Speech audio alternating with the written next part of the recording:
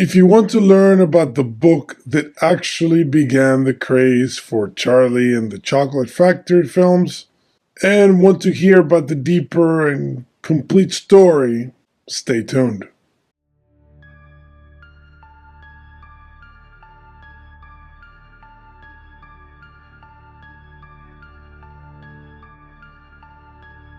Welcome to Biblical Cultists, where I review books that I find interesting in the topics of religion, philosophy, history, and fiction.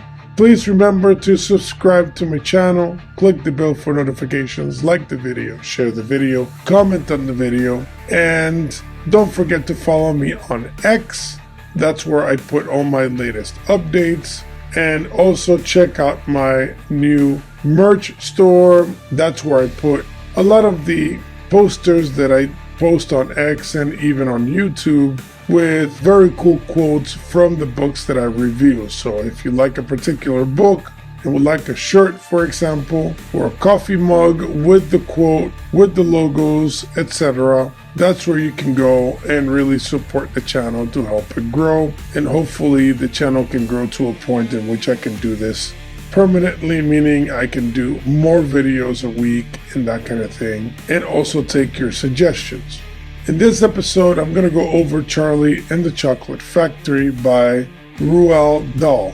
In this particular edition, as you can tell, is an old one, third hand, I would say, but I really like it because it is in hardcover and it's from 1998 by Puffin Books. Like I always say, content is king. Go and get your own edition. There must be plenty of them out there. I just like this one, and I don't really care if the edition is very fancy as long as it's a good rendition of the original work, a good presentation of it. And I like the feel of this one, but you can get whichever one you want. Now, this story wonderfully mixes class consciousness with esotericism. And a lot of people that have watched the films probably can tell that there is a little bit of this feel in them, especially in the original one, but I know that there are a lot of other versions. But the book, in my opinion, is vastly superior because, like always, books have better content and deeper perspectives. Most books that turn into film, especially children's books, really lose most of its deeper content, and the directors and the producers usually focus on the more visually stimulating aspects of a work and not necessarily the true intentions of the author. For example, I remember reading a poll long ago in which people said that their favorite thing about the movie were the Oompa Loompas, because they were funny and they were cute. And that gives you a good example of what happens to a work when it goes on film. In the book, Willy Wonka is not just an industrialist whose sole aim is to greedily get cheap labor from the Oompa Loompas and obsessively make sure that he has secretive workers who will not reveal his formulas. In the book, Wonka is really a magician, an alchemist of sorts. And really the way in which Willy Wonka is presented in the work from the beginning is with that focus. Whereas in the films, there is a feel that this is a major, powerful capitalist, industrialist type. And there's almost a cynical view of him in the beginning. That's how the director builds distrust for the character. Whereas in the book, you don't get that feel at all. So there's a slight difference in focus and mood. So Wonka's genius and his peculiar artistic flair is really the main angle on him, and not this other social angle. Now, the golden ticket that seems to be apparently random to choose the children that are going to go to the factory is his particular way of opening a gateway to a land of bliss and wonder. It actually brought to mind Sheikh Al-Jabal, the infamous old man at the mountain at Alamut, that scholars actually associate with a real person, or at least one particular personality, Hassan Isabah, and sorry if I'm mispronouncing his name, who would also offer his own version of the golden ticket to particular men he wanted to induce into his particular sect. And once they went into trance or into a dream state, these men would be taken into the mountain where they would see women and food and beauty, and this would impress them as if they had gone to Jannah, to heaven. And then they would go back into a stupor and then wake up in the desert thinking they had just visited a magical land of pleasure, to which they wanted to return. And of course, the sheikh would say, well, if you serve me, I will grant you access to this heavenly realm. And it's a very interesting parallel there, because Willy Wonka is using the golden ticket as a way of entering into a special place that no one has access to. That's kind of the point. So the mood of the entire town and of the world is that having access to this factory is indeed having access to a sort of heaven. And there's a lot of drama and a lot of expectation about it. And the power that he's wielding with these golden tickets is part of the crux of the story. Now, when it comes to the Oompa Loompas, which again, a lot of people consider the most iconic aspect of the films, they actually serve a very important role in the books because they point out the sins of the particular children. And obviously they serve as a symbolic Greek chorus, which serves as a way of communicating the gist of the story, the morality of the story. It highlights the main point. And here in this work, that's what the Oompa Loompas are, in my opinion. They critique modern society during the author's time, of course, and each child represents a major sin. So Augustus, for example, would be gluttony, Veruca would be greed, Violet pride, and Mike sloth, just to give you an example. And if you look at the songs that the Oompa Loompas sing in each section, they're actually very aggressive in comparison to the ones that you actually hear in the movie. Slightly similar, but the ones in the book are very aggressive and very direct. Now, if you see those 4 sins, you can tell, if you want to go with the 7 deadly sins, you're missing lust, wrath, and envy.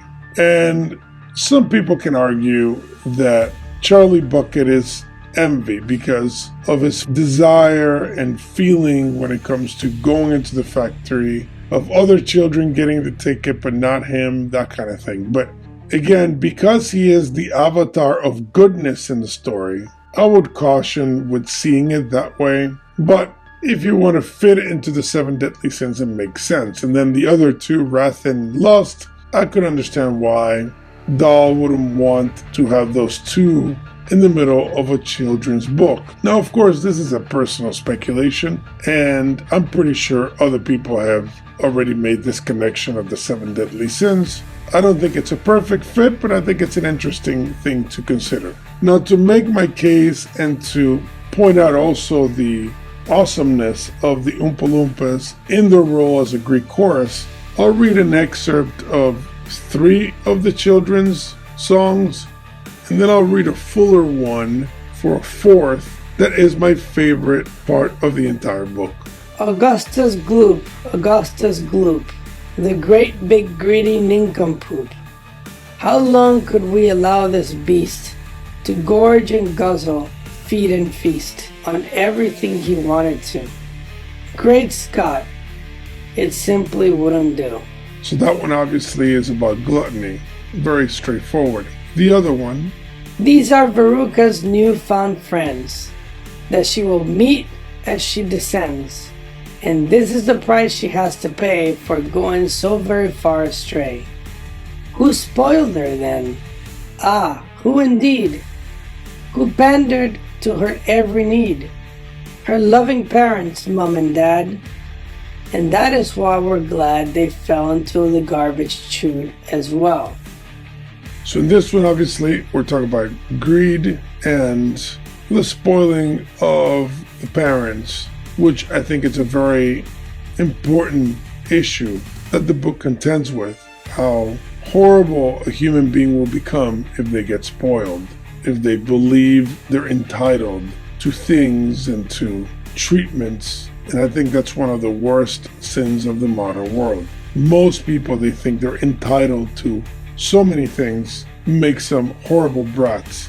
And I would argue that the modern cultural imperialism is predicated on these children who are the spoiled brats of the old school imperialists. Makes it kind of funny and sad at the same time, because these children of the original types are even worse, but they actually think they're fighting against the system when they're actually the system, and they're spreading their cultural imperialism in a more violent and nasty way. That's why I love Veruca's character. I think it's a very socially relevant character to this day. And now we go to the next girl. The gum-chewing girl. Oh, what a sight, with jaws that work from morn till night. This champion chewer, proud and bold, a record breaker, so we're told. She grabbed the gum, she wouldn't wait, and now she's met her purple fate.